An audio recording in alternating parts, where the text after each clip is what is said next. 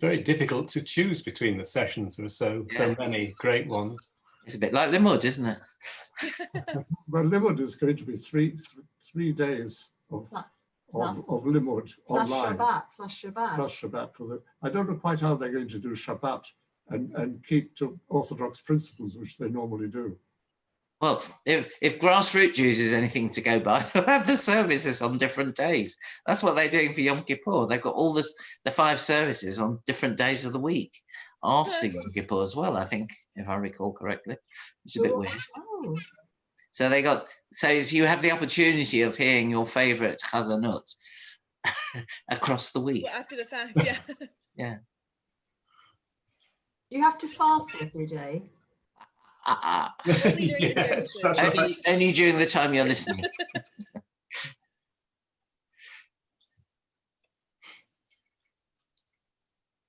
Well, I can see a couple more people are coming in. I suppose maybe the other services had a break. This is great. I'm happy to keep chatting, to be honest. This is great. Yeah, we've missed from Shul. I'm going to see whether Maureen wants to come in. You want to have a chat? Good morning, everyone. We're going to be 2 more minutes because the family service had a technical glitch. And so halfway through the service, our internet cut out. And so we've just run a little bit later. So just while we're sorting out getting everything in place, please keep talking. It's lovely to hear your conversation. And we will diving into some learning in a couple of minutes. Yes, I was just calling Maureen in because we were all enjoying our little chat. Yeah. 2 more minutes to chat. Now we've got to mind our language. Quick. Good. Well, it's nice that you're here, Hannah. We thought for a minute that you had forgotten us. No, I only just finished with the children. Not really. No, we didn't think that, actually. You would never, we know. I would never forget you all. Never. No. Fantastic. So it is lovely to have you all with us.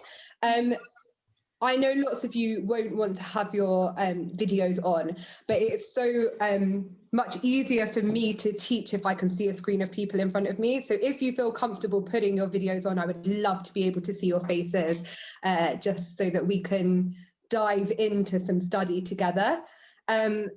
Obviously, unlike on a normal shiur, we can't necessarily go around and see how everybody's doing, but I'd love a thumbs up, thumbs down. How's everyone doing this morning? Is everyone okay? Have you enjoyed your morning so far? Fantastic. I think it's been remarkable that you've only had one technical glitch with your services. It's run so smoothly, it's so impressive, and thank you to everybody behind it. Good. I'm pleased you feel like that. It's been a funny old time in an empty building, and you would think it would be easier to get between services, but actually it's not been. It's been much stranger, and so we are just so grateful to have you all with us. We are going to dive into some study, bearing in mind that I've got to let you all go at the appropriate time so that you can get to what you need to be at next. So let's start by saying the blessing for study together, and then we're going to dive in. Baruch atah Adonai Eloheinu melech haolam asher kitshanu b'mitzvotav v'tzivanu la'asok b'divrei Torah. So I don't know if others of you have been in the sessions so far, the Al Chet Shechatanu Lefanecha sessions, where we're looking at the different sins. We are going to be looking at the sin we have committed before you with the demands of business. And ironically, I wanted to draw attention to this, but I wrote this study session on my day off, which I think is so typical for so many of us, that our days off are not days off, they're days where we end up studying or working or doing the bits that we can't do. And something that was very just evident for me in all of this, in the work that I was doing to prepare for this year, is that it's often on the time that I have off that I work best, that I function best and get the most done. And I'm sure that I'm not unique in that. actually lockdown and this situation has been a blessing for me and for my family, for Mark and for our dog, because being in lockdown has meant that I'm home much more than I ever was home. So I used to come into the office very early and leave very late, and that wasn't because anyone told me to. That wasn't because Aleph has a 3-line whip.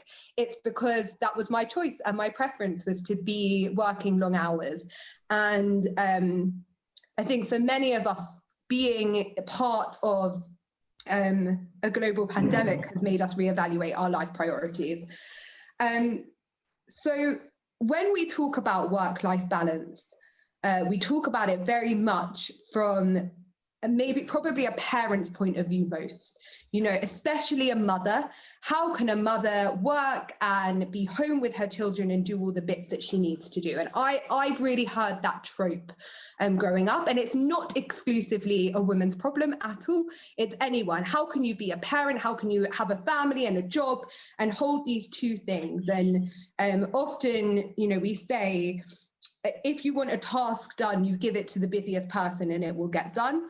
And I think that's definitely true. But it's that thing of because busy people just are happy to be busy and not necessarily at home where they should be, or should they be? And it's that tension. And what's so fascinating in the text that we're going to look at today is this problem of work-life balance is exclusively a male problem in the Talmud.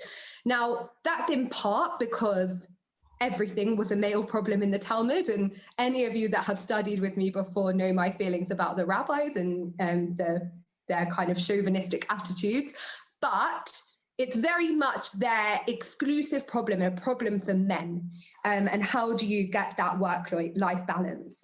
And so we are going to look through 3 stories from from a sugya of Talmud, 3 stories that tell us a bit about this work-life balance problem.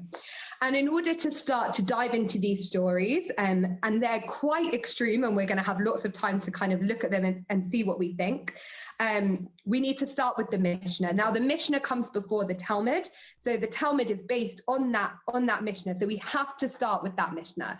So I want you to be involved as well this morning, so can you wave at me if you've got the source sheet in front of you, if you managed to download it from the website? Fantastic. So I'm going to pick on people. Ruth Smilg, would you read Mishnah Ketubot for us? A man forbade himself by vow from having relations with his wife. Beit Shammai says 2 weeks until he must divorce her. Beit Hillel says 1 week. Students may go away to study Torah without the permission of their wives for a period of 30 days. Laborers for 1 week. The times for conjugal duty prescribed in the Torah are for those who live at home every day, for laborers outside the city twice a week, for donkey drivers once a week, for camel drivers once in 30 days, for sailors once in 6 months. These are the words of Rabbi Eliezer. So this Mishnah is essentially telling us how many times in a period of time a man is obligated to have sex with his wife. Right now, the wife doesn't have a choice in this. Right, this is the man's duty. This is what he needs to do. Now, what we see is that the nature of your job affects your duty and your need to go to your wife. So obviously, if you're a donkey driver, you're not going to be around every day. So you have a bit more leniency. You only have to have sex with your wife once a week. If you're a camel driver, now camels can go much further distances. We know that they carry water with them. They have everything they need. So camel drivers might be away for a whole month. And sailors who went away for extended periods of time don't have to come back more than once in every 6 months. Now, why have we got these set times? Why do we need to be told this again at all? Well, this is because a man has 2 duties in life. His duties in life are to provide for his wife's sexual needs, to create babies, to do that. And his other duty in life is his ability to feed his wife. So he has to work. There's no doubt in this. He has to work because he needs to feed his wife, but he also has a duty to have sexual relations with his wife. So we've got this balance. Now, this is almost graphic in what they're saying. We're going to talk about in a bit about whether we're talking about whether this is sex or whether this is a relationship, okay? Because if you're only coming back once every 6 months, that's not a relationship. I mean, I love my husband dearly. Time apart is also great, but once every 6 months of seeing him, that's not a relationship, right? That's not a proper feeling of being in mutual partnership with one another. So we are going to move on to some stories. There are lots of stories about this particular part of Mishnah. I think there are about 7 stories in total, but I wanted to look at 3 of them today, 3 of them that show different things. And the first we're going to look at is from, they're all from Ketubot 62b to 63a. The first one we're going to look on is the bottom of page 1. So I would love someone to read that for me. I think Leslie said he had the source sheets in front of him. No, he doesn't. He's shaking his head furiously. Gail, do you have the source sheets in front of you? So Gail is going to read for us the first story. Rav Adar, right? Yeah? Yes, Rav Adar. Rav Adar Bar Ahava said in the name of Rav, this is the opinion of Rabbi Eliezer. However, the sages say that a student may leave for his wife to study Torah for 2 or even 3 years without her permission. Rava states the rabbis relied on Rav Adar Bar Ahava and act accordingly at the risk of losing their lives. So Gail's going to carry on for us, because what does it mean to lose their lives? Does that mean their wives kill them? I mean, I wouldn't necessarily blame them. They're going away for 2 or 3 years without their permission. They come back, their wife's furious at them. Does the wife kill them? I don't know. What happens? So Gail, can you tell us what happens? Okay. So Rav Rumi, who was commonly at the school of Rava in Mahozah, used to return home on the eve of Yom Kippur. One day he was pulled in by his learning. His wife was looking out for him, saying, he's coming now, he's coming now. He did not come. She became depressed and a tear fell from her eye. At that moment, he was sitting on a roof. The roof collapsed under him and he was killed. So this is not talking about the wife killing him, although I don't think I'd have blamed her. But it's talking about expectations, right? This wife is sitting there, this nameless wife, because of course all our women are nameless. This wife is sitting there and she is so desperate for her husband to come home. She has expectations, she's got desire to see him.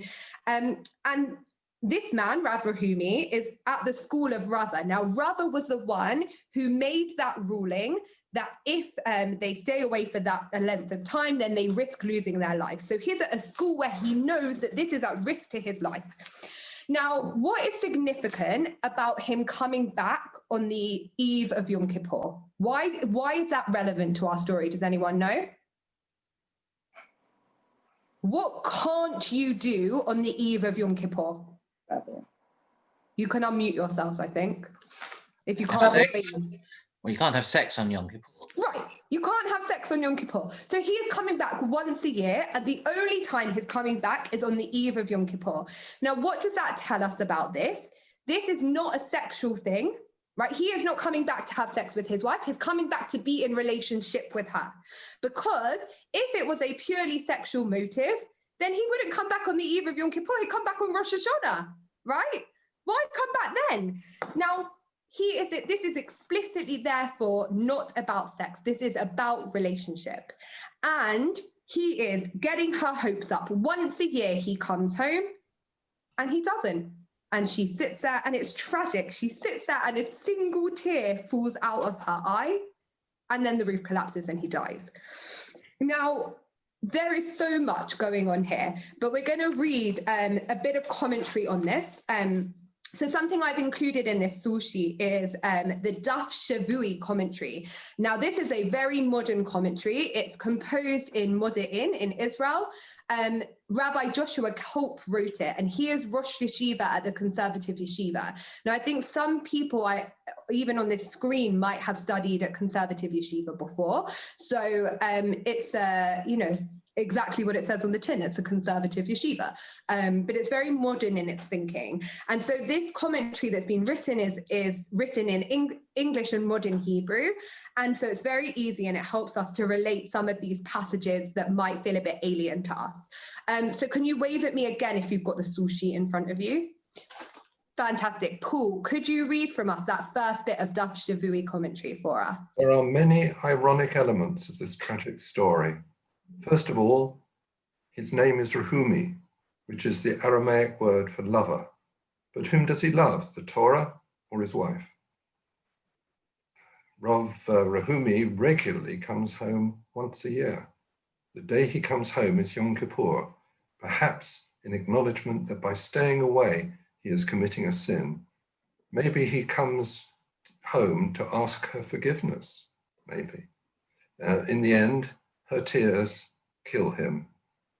Rav Rehumi did not have the ability to truly understand his wife's pain, and for that, he was punished severely. So Rehumi means lover.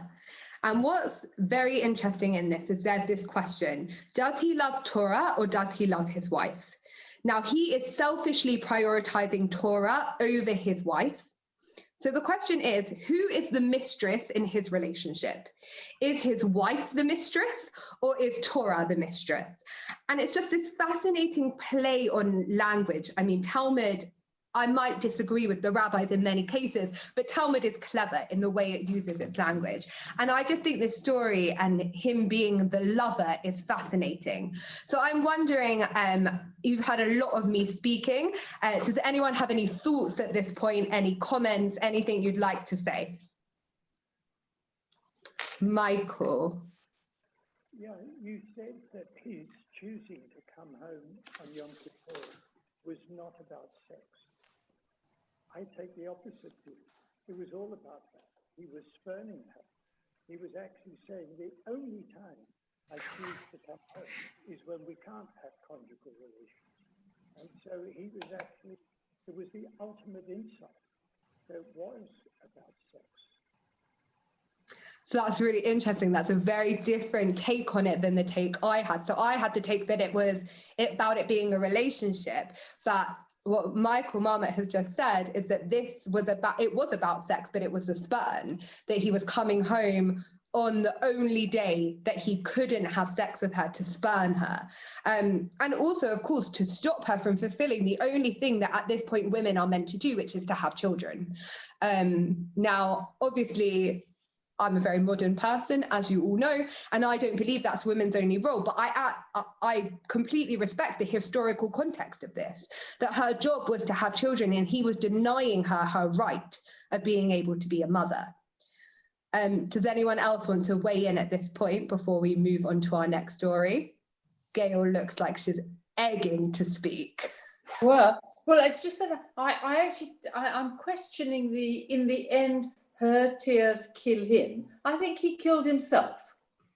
I don't think that it had anything to do with her. I don't think he thought of her. I think he thought, as Michael says, against her. He killed himself.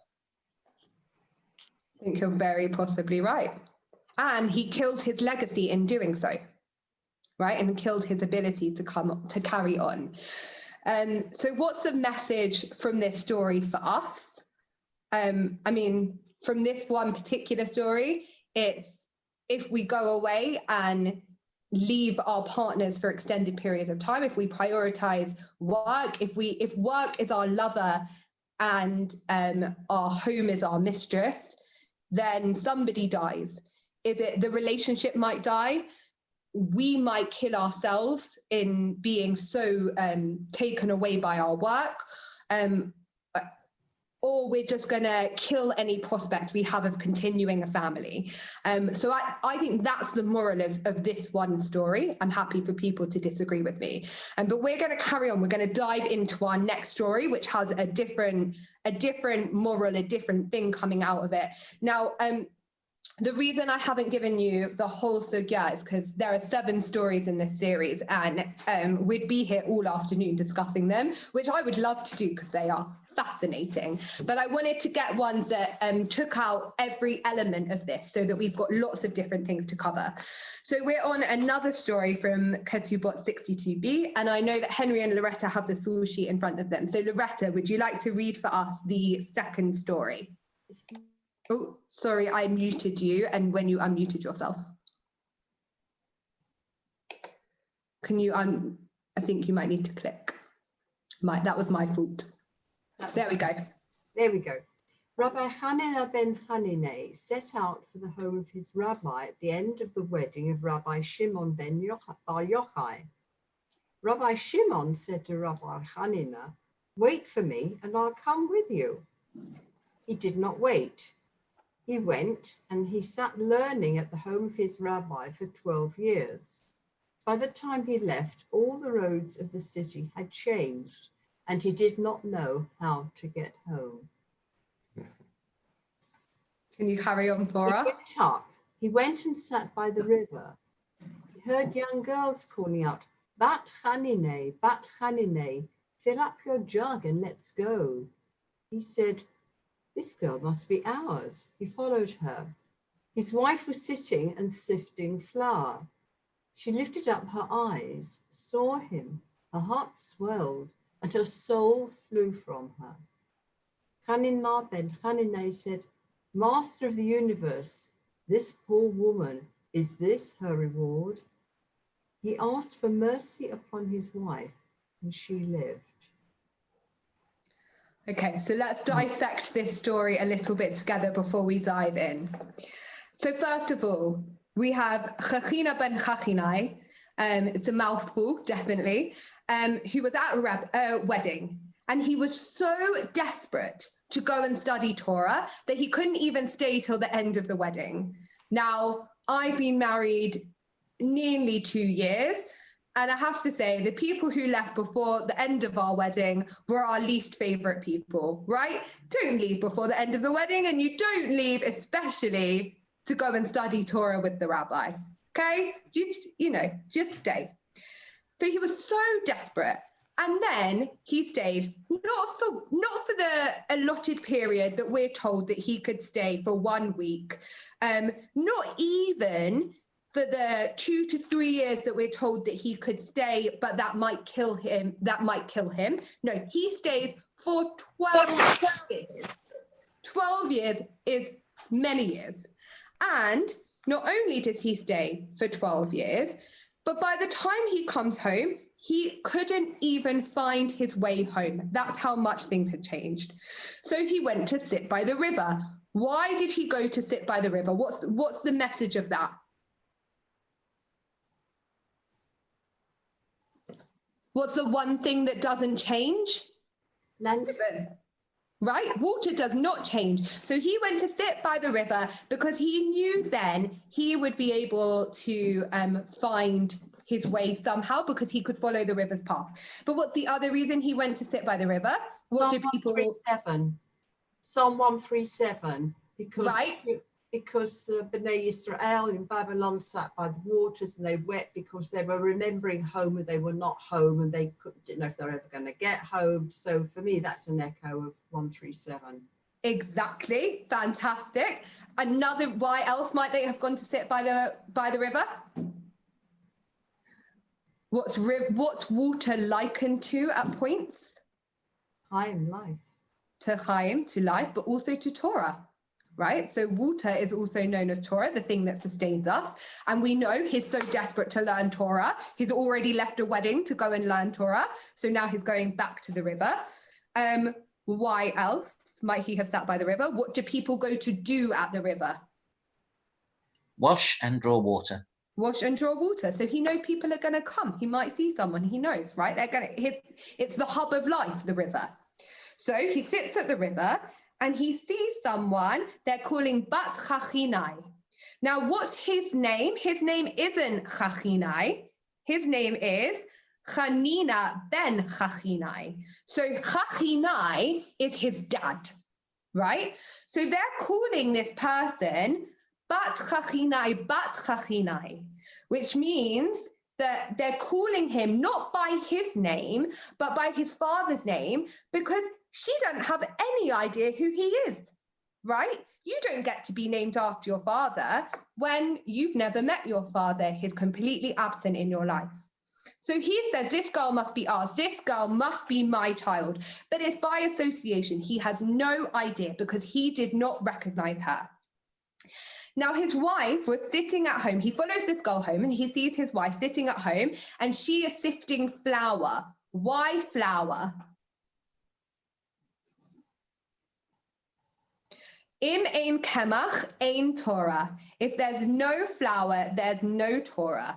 Right? Now, why? She is in charge of the family. Without her sifting flour, she would have no food. Her children would not be able to eat. And she is the person sustaining her entire family because he's been gone for 12 years. So she has to be everything to these people. She is their kemach. She is their flour, the thing that holds them together. And when she saw him, she was so shocked that she dies, right?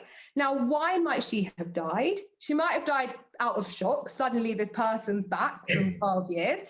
She might also have died because she was starving, because they had nothing to provide for them. It is his duty to provide for his family.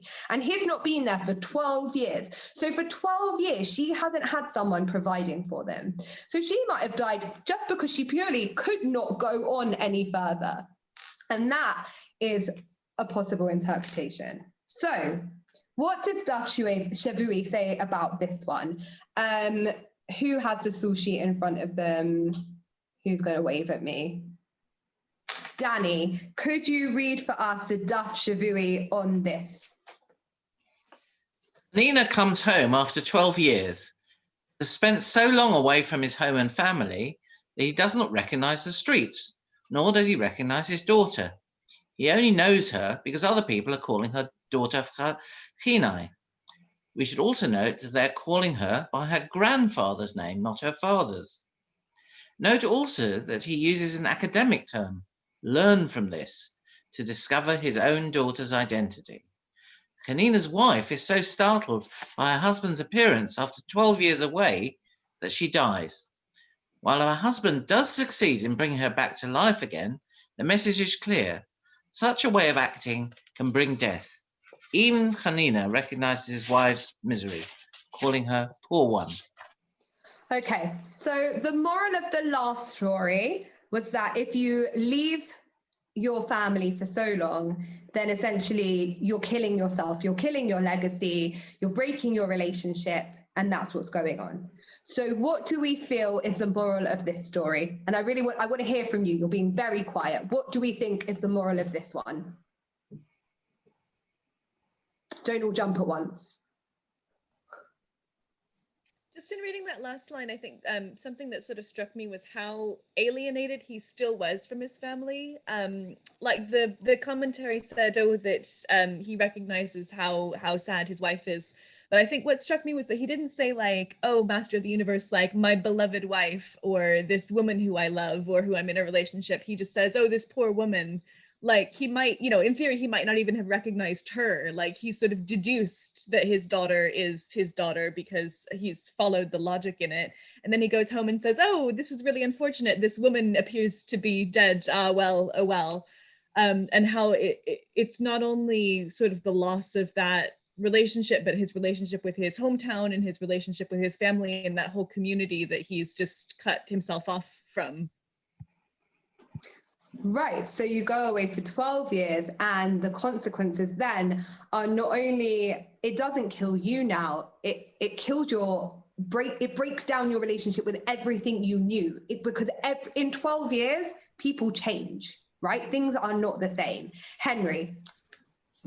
My question is in two parts. First of all, how does he manage to have a daughter if he doesn't stay for his wedding night? And secondly, if he's away for 12 years, why doesn't she get the court to declare that he's missing dead and marry somebody else and have a daughter? Right. So it wasn't his wedding night that he didn't stay for. He was a guest at Rabbi Shimon Bar Yochai's wedding. So we presume at this point he's already married. So what we think from the story is probably that he was home before the wedding, and then he went to the wedding of someone else and then came home 12 years later. Why she doesn't get a new family, essentially, get a new husband, is beyond me. I have no idea. But it's a fascinating question because she has a legal right to be able to be taken care of by someone else. What we have to deduce is that this is probably not a real story. This was probably not actually happening. And therefore, it's to teach us a lesson rather than it being a historically accurate account. Does anyone else want to weigh in on this story? Right, we will. Oh, Danny. Hi. Yeah, I'm just thinking about COVID. I was just thinking about being separated from one's family and the strains of COVID and the difficulties of actually making a relationship. And that's what this story reminds me of. And I don't know why he was away. And also thinking about his sexual preferences. If he chooses to be away, maybe his sexual preferences aren't, heterosexual. I don't know, just two thoughts. And very possible with the rabbis as we know them. Gail. I'm just wondering, maybe she was married to somebody else, so she got a terrible fright because she's not in a relationship. She's sifting the flour, making the bread. But the daughter that she bore has to hold the name of the first husband. And which may or may not be the daughter, but maybe that's the legal way of inheritance, the inheritance factor of, That is a fascinating possibility that actually she has moved on. And good on her if she has, right? Yeah, right. I mean, you go her to move on because it's a waste. So what does this teach us for our lives? I mean, I think it's obvious. Don't go away for 12 years. Like, come on now, don't leave your family. But it's not just that. It's about really knowing your family. So it is okay to work away from home, right? I'm looking at a screen of people that travel and that aren't always home.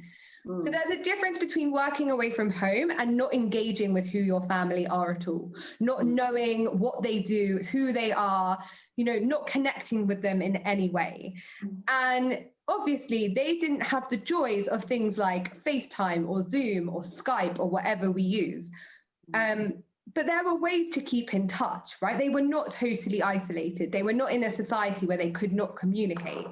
And therefore, what I take away from this story is that when you don't engage with your children for 12 years, they're not going to know who you are, right? But not just they're not going to know who you are, you're not going to know who you are either. He didn't know who he was. He didn't know how he fitted into the dynamic. He didn't know how to be part of his city, how to slot back into life there.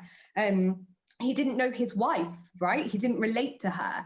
And I think that's the moral of the story, is when we take ourselves out of a situation for an extended period of time, we need to find ways to check back in with it in order to remain connected. Otherwise, we're going to fear losing our identity and our part in a dynamic for an extended period of time. We're going to move on to our last story from Ketubot 63a, and possibly the most tragic of all three of them. So wave at me if you've got the source sheet in front of you and are happy to read, because it would be lovely to hear someone else's voice in the room. Kerry. Now I've just got to figure out how to unmute myself. There we go. All right, Rav Yosef, the son of Rava, was sent by his father to the academy under Rav Yosef, and they arranged for him to stay there for 6 years. Having been there for 3 years, it was the eve of Yom Kippur, and he said, I will go and see my family. When his father heard, he took a weapon and went out to meet him. You've remembered your prostitute, or possibly you've remembered your dove. They got involved in a quarrel, and neither one ate the meal before the fast. Okay, so there's lots of bits to dissect in this story. So first of all, we're back to Rava. Rava is where we started in this story. So it was Rava at the very, very beginning, the first story we read, who said the rabbis relied on Rav Ada bar Ahava and act accordingly at the risk of losing their lives. It is Rava's teaching that says if you go away for an extended period of time, you are going to die. So we're coming full circle. This is our final story. Now he is sending his son, Rav Yosef, to a different Rav Yosef's academy. Now Rava and this Rav Yosef, the teacher, are Chevrita partners. So Rava and Rav Yosef obviously have similar ways of thinking. That's why they're all conflicting ways of thinking, because Chevrita is this, right? They're arguing. So Rava and Rav Yosef are Chevrita partners, and Rav Yosef, as in Rava's son, is going to study under Rava's Chevrita partner. He has been arranged to stay there for 6 years. Now, the fact that this been arranged means that this is done with permission of his wife. So it would have been written as part of the ketubah that it is okay for him to go away and study for 6 years. It's a predetermined agreement. So even though that Rava has previously said that going for 3 years will get you killed, his son is going away for 6 years, but that is okay because it's part of a predetermined agreement. Okay, so his wife is giving him permission to go. So he goes away for 3 years. It hits the eve of Yom Kippur, and he says, I'm going to go and see my family. Now, this is the first time in the 7 stories that we could have read, or the 3 that we have read, where the husband is initiating going home. It's the first time that it's from the male perspective. I actually think I want to go home now. Okay. So his father, that's Rava, heard, and he took a weapon, probably a knife, out, and went to meet him. And he says, you have remembered your prostitute, or you have remembered your dove. Now, why is there this discrepancy in the text? The word for prostitute is zona, and the word for dove is yona. Now, that's the difference between a zayin and a yud. And so they're very, very similar. When they're written in Hebrew, all it would take is an incorrect flick of a pen to go from a dove to a prostitute. So the story of Noah and the ark could have ended up very differently. So he goes out and he says, you have forgotten your prostitute. You have remembered your prostitute. Now, what does he mean by this? He's using prostitute to refer to his wife. Because what he's saying is, if you didn't stay for the whole 6 years, right, you went home because Torah is your actual wife and your wife is your mistress, right? You should have waited 6 years, and then your wife, in that agreement that you made, in that ketubah, would have been your wife. You would have respected her wishes and her wants and her agreements. And she would have been your wife and Torah would have been your mistress. But actually, by coming back early, you're treating your wife as a prostitute, as a mistress, and Torah as your lover. Or alternatively, it says you have remembered your dove, dove being dove's mate for life. Okay, so your life partner being your dove is the person that you're mating for life with. Now, if it's your dove, then you should have come home after 1 year. What are you talking about? You stayed away for 3 years. Either your wife is your dove, and then why did you stay away from her for so long? Or your wife is your prostitute, and then you should have stayed for the whole 6 years, right? So there's something going on here. It's very confusing terminology. And what I think this quarrel is going back to is that thing that we said at the beginning, is who is the mistress? Is Torah the mistress, or is the wife the mistress? And unfortunately, we are given no solution because they got involved in a quarrel and neither one of them ate the meal before the fast. Now, the meal before the fast is said to be as important as the meal we have when we break the fast, right? It is one of the most important meals we can eat in our life. And they didn't eat it. So there's no solution. We all go hungry. And I think what the rabbis are telling us is that work-life balance is a problem that dates back far further than us, right? This is a problem that they are grappling with, and there is no solution to it. They are all going hungry. So let's hear what Daf Shavui has to say about this. Can someone with the source sheet wave at us and read the Daf Shavui for us? It's all in English. Was that Ben? Ben, thank you. Cool. Go for it. This harsh story ends the cycle. Rabbi Joseph is sent away for 6 years, but clearly he is homesick. He wants to return to see his wife, which is probably the meaning of my family. Interestingly, he wants to visit them on Yom Kippur, the one day of the year he could not have sex. The father comes up, armed, ready to send him home, and utters a horrible line. You have remembered your whore. This line is so troubling that even the Talmud itself seems to want to soften it into your dove, which in Hebrew is only one letter difference. Why is Rava so angry with his son? It sounds like he is accusing him of not respecting his learning, of being so desirous of his wife that he is willing to abandon the academy. Neither party is able to eat the meal before Yom Kippur, which is considered by the Talmud to be an important feast, equivalent to fasting on Yom Kippur itself. It's almost like saying that neither side was able to observe Yom Kippur and to receive the proper atonement for their transgressions. Okay, so we've ended with this tragic, difficult story. Does anyone have any reflections for us on this? Michael Marmot. Well, the first two were quite actually appropriate for Yom Kippur. Most of what Not here. Yom Kippur is how you've got to study Torah, devote yourself to Torah. It's all about learning and Torah. And here we've got two anecdotes that say, if you do too much of that, you get it completely wrong. And you've got the balance completely out. You have other responsibilities. But then along comes story number 3, that actually the father gets really angry when the son wants to meet his other responsibilities. So it looks like it's almost going in the other direction. And that's why a bit of circumlocution to try and say it's not conflicting with the other two is slightly complicated. I agree, right? In many ways, it is conflicting with the other stories because he's forced to work in a very different way. And in a way, I mean, the stories, if we'd looked at the other ones, one of the ones I missed out was the story of Rabbi Akiva. And the reason I missed out is because its moral is terrible, right? He goes away not for 12 years, but for 24 years. When he comes back, his wife is literally in sackcloth because she has nothing to wear. And she's just completely left and destitute. And these stories are so challenging because they're trying to teach us a lesson and teach us a moral, and yet they don't know what that moral is.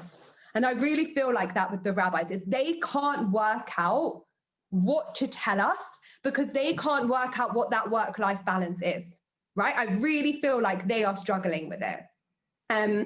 Now, I am a person who loves my work, right? Ask anyone, and I could not be happier than when I am at work. It is my absolute favorite thing is to work and to do my job, which is lucky because if it wasn't, I don't think I'd be very good at it.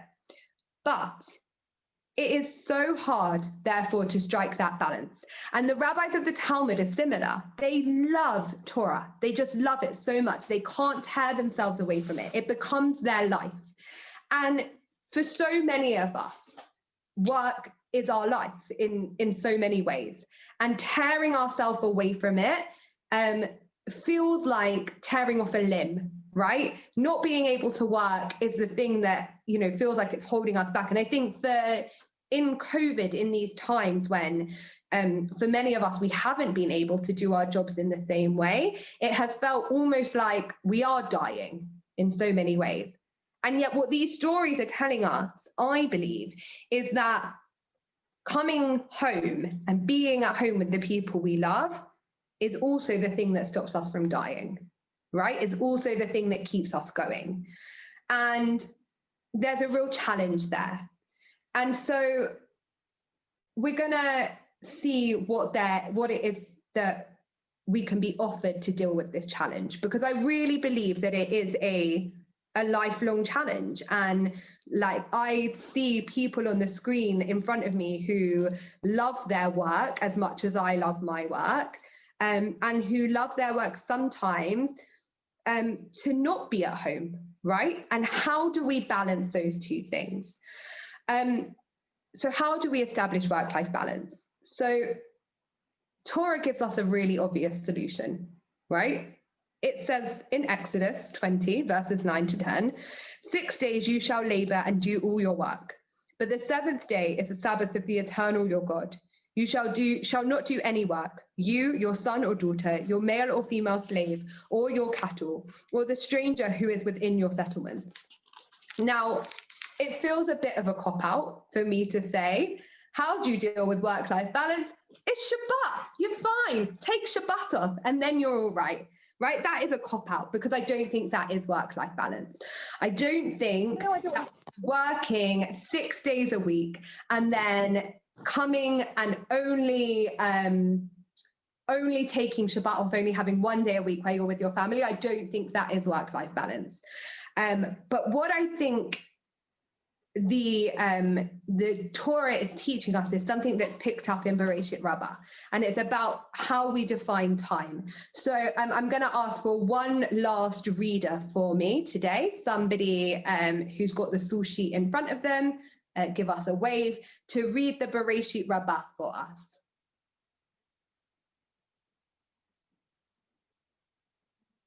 Go on, Ben can read this time after Ines read last time. Sure. Rabbi asked Rabbi Ishmael ben Rabbi Jose, have you heard from your father the actual meaning of, and on the seventh day God finished, etc.? Said he to him, it is like a man striking the hammer on the anvil, raising it by day and bringing it down after nightfall. Rabbi Simeon ben Yochai said, mortal man who does not know his minutes, his exact times or his hours, must add from the profane to the sacred. But the Holy One, blessed be he, who knows moments, times, and hours, can enter it by a hair's breadth. Geneba and the rabbis discussed this. Geneba said, this may be compared to a king who made a bridal chamber, which he plastered, painted, and adorned. Now, what did the bridal chamber lack? A bride to enter it. Similarly, what did the world still lack? The Sabbath. The rabbis said, imagine a king who made a ring. What did it lack? A signet. Similarly, what did the world lack? The Sabbath. So I want to draw your attention, thank you, Ben, to one line in this, which is that mortal man who does not know his minutes, his exact times, or his hours must add from the profane to the sacred. Now, God sets the times of the world. Now, we don't have to believe that, but that's what the rabbis thought. And therefore, God can distinguish between the profane and the holy, between every day and Shabbat, by the width of a hair. Now, I've got very thin hair, so it's a very thin breadth, the difference between one day and the next. And God is able to differentiate between those two moments just like that. But we do not have that luxury, okay? We do not have the ability to know when is profane time and when is holy time, when is work time and when is Shabbat in the same way. And so we must add to our holy time, right? Now, I'm going to be very liberal in my interpretation of that. And what I'm going to say is that by adding to our holy time doesn't mean that Shabbat should last 25 hours or Yom Kippur should last 25 hours. But what it means to me is adding to your holy time is finding holy time in your day. Finding time and moments where you can create that holy time in your household, right? And then the rest of it being profane. And holy time doesn't need to be time that you dedicate to God and to prayer, but holy time can be time that you dedicate to family things, playing a board game, watching your favorite series on Netflix, having a cuddle, whatever it is. Finding that holy time, because we don't have the ability to distinguish in the same way between the holy and the profane. We need to add the holy, okay? So what does it mean for us in our everyday life? It means trying to find holy time, whatever that might be. Not always loading our Sabbath as holy time, but trying to find other moments in our week that can be holy and sacred. For some of us, that might be a couple of hours every night. For some of us, that might be an hour every 2 weeks when we're able to be home properly. But it's time that is just for our families. It's holy time. And I wanted to end with something modern. Brian Dyson, who was the former president and CEO of Coca-Cola Enterprises, wrote this piece. And then Nora Jones, who's an American author, at a seminar, commented on this and added to it. And so I wanted to finish here because I think that for so many of us, it might ring true. So Brian Dyson wrote, "Imagine life as a game in which you are juggling some 5 balls in the air. You name them work, family, health, friends, and spirit. And you're keeping all of these up in the air. You will soon understand that work is a rubber ball. If you drop it, it will bounce back. But the other 4 balls, family, health, friends, and spirit, are made of glass. If you drop one of these, they will be irrevocably scuffed, marked, nicked, damaged, or even shattered. They will never be the same. You must understand that and strive for balance in your life." Now, Nora Jones, who is a mother and an American author, elaborates on this, and she says, "I'm not talking about juggling 5 balls. I'm talking about juggling 55 balls. The balls don't represent family or work. There are separate balls for everything that goes into each of these categories.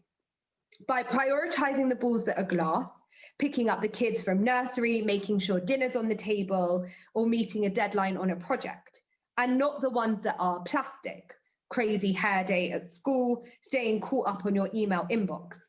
Parents can assure there are no glass shards where their little ones are crawling around. Everyone drops a ball or 2 in a day, and that's pretty much unavoidable. My point is that the balls that bounce are fine to bounce. Catching the glass ones before it hits the floor means letting the plastic ones go." And I love this. Now, I am not a parent, and so I can't speak from a parent's perspective. But what I can say is, in my job, there are things that I can let drop. If I had not written my sermon for last night, you all would have known. If I had not planned this year, you all would have known. But the fact that I didn't reply to Kerry's email sent yesterday afternoon, she will let drop. She will let it drop over Yom Kippur. There are things we can let drop. So we have glass balls and we have plastic balls. And in the same way, as a parent, I'm sure you have glass balls and plastic balls. And it is okay to let the plastic or the bouncy ones bounce, as long as you hold the glass ones. I think that all of us, and I spoke to this last night, all of us spend time feeling like failures at points. All of us spend time thinking that we are not hitting the mark, that we are not doing as well as we could be doing. And that is okay. But the thing we need to know is to be forgiving of ourselves, because as long as we don't let the glass balls drop, we're doing okay. And that's all we can do is okay. And so we have whizzed through all of this text because I wanted us to get through it today. I wanted you to kind of get to that moral, that point where we say it's okay to sometimes let things go. And in our last 3 minutes of being together, I'm just wondering if anyone has any comments to finish us off.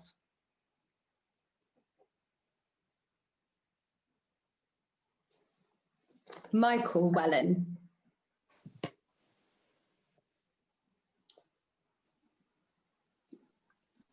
Harry, you made a very interesting comment earlier in one of the earlier cases, and you talked about the understanding written between the husband and the wife about what was written in the ketubah. Now, was that your understanding? Because one of the things that stands out to me is a fundamental thing about this work-life balance is actually the understanding we have with our partner. And what works in one family may be totally unacceptable in another. And so I'm thinking that understanding is quite fundamental to the work-life balance. I completely agree. And that is, it's not written explicitly in the text, but it's inferred from the text, because it says they arranged for him to stay there for 6 years. And that arrangement has to be a mutual agreement, right? As we know, she could have very easily said no, right? Because we hear it earlier. And I think that's very true. Work-life balance is very specific to the people that are in the relationship. And I believe, although we've spoken about this being about sex, I do believe this is about relationship. Anyone else want to comment? Anna. I think in modern relationships, what I'm seeing is that the man's work is prioritised because there is still discrimination as regards what people earn and their promotion prospects. And I think many modern women go into marriages, from personal experience of several marriages that I know, expecting to be equal and to have their work-life balance, and they don't get it because society seems to be set up still to favour men's work. And, you know, there is the modern man who will help with things. That's not sharing. That's just helping. I think we're still a victim very much of the patriarchy. But what I'm seeing, and I can only speak from the experience that I'm seeing, is I run Baby Den every Friday, and more we are having shared parental leave. So more and more families are taking 6 months each, 4 months each, whatever it is. And some of the big named companies, the top 5, are known to be fantastic at giving shared parental leave. So as much as Anna, I do agree with you, and I do think that there are, in many relationships, the man's work is still valued above the woman's. I am really noticing a shift in society and seeing more men balance their work and their life in a different way. And it's lovely, actually, when we were in the building, there'd be like a little dad's corner where all the dads went and sat together. And that was real. So long may that continue, definitely. I am aware that I need to be downstairs very, very shortly. So I am going to sum this up now. What I am going to say to you is find balance. Whatever the balance is, find it. Find it for your families, whatever, as Michael said, whatever works for your family is unique to your family. There are lots more choices for you to do now. I overheard a bit of conversation saying it was like a mini limud at the moment. So hopefully you'll find something else that works for you. So you can continue studying with Rabbi Josh next. I think I've like lost my program out of my head. You can continue studying with Rabbi Josh at 15:15. You can join us for the martyrology in the Beit Tefillah, or you can go to Service of Wellbeing. Service of Wellbeing. Thank you, Danny, for being my schedule. I've completely dropped out my head. So you can go to Martyrology and Wellbeing. So there's 3 options for you now. Please go and do what feels right for you.